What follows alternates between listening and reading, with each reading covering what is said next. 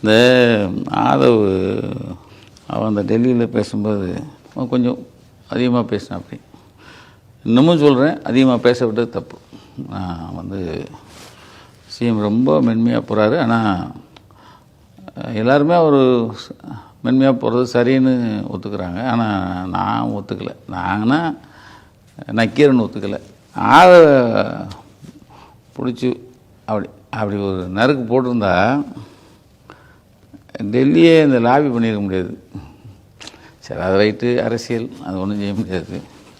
இன்னமும் அண்ணன் சுமூகமாக போகணுன்னு நினைக்கிறாரு நம்ம முதல்வர்.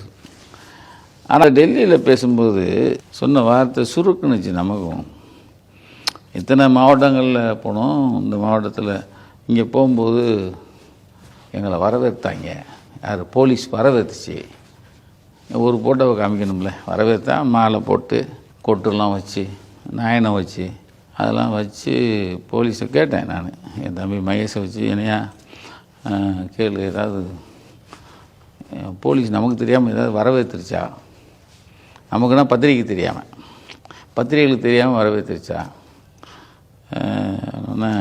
ஐயோ இல்லைண்ணே, கேட்டு தான் சொன்னார். நானும் பேசினேன். ஆனால் நாமக்கல் பார்டர், நாமக்கல்லேருந்து கரூர் பார்டர், தவுட்டுப்பாளையம்னு ஒரு ஏரியா. அவன் மொதுன்னு வராங்க. போலீஸ்காரன் நம்ம பாஷையிலே சொல்கிறார், பொறுப்பில் இருக்கிறவர், மொத்துன்னு வராங்கண்ணே, புரட்டி போட்டு வராங்க. அப்போது அங்கே நாங்கள் போலீஸு ஒரு ஸ்ட்ரென்த்தை வச்சுருந்தோம். ஏன்னா அவங்க தான் பகதம் இல்லாமல் எவன் அடிக்கிறோம், எவனை தூக்கி போட்டு மிதிக்கிறோம், அதெல்லாம் அவங்களுக்கு கவலையே இல்லையே. அப்போ நாங்கள் ஒரு 20-25 போலீஸு, அதுக்கேற்ற எஸ்ஐ, இன்ஸ்பெக்டர், டிஎஸ்பி எல்லாருமே அங்கே நின்று, அவனுக்கு மாலையெல்லாம் இல்லை, அந்த இடத்துல பாடை வந்துட்டோம்டா இன்னும் 4 பேர் அடித்து போடலான்னு அவன் நினச்சிடக்கூடாதுங்கிறதுக்காக நாங்கள் அங்கே நின்னோம். ஆனால் போகிற போக்கில் அள்ளி விட்றான் பாருங்கள்.